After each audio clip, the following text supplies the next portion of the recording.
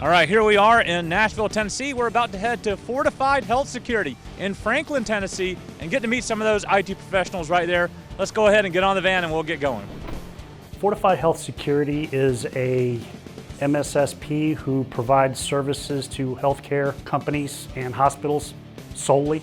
We're 100% focused on healthcare security and furthering healthcare organizations along their security journey.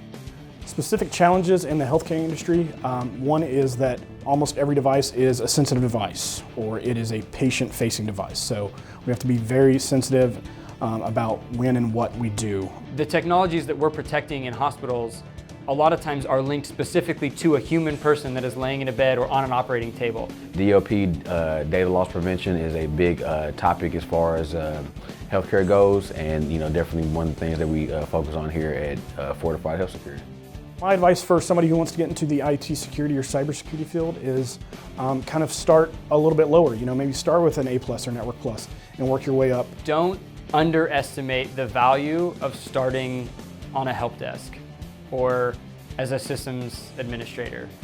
There is a lot of value in being a security engineer and jumping right in and getting that experience. Definitely come in with a willingness and eagerness to learn and be teachable. Have a passion.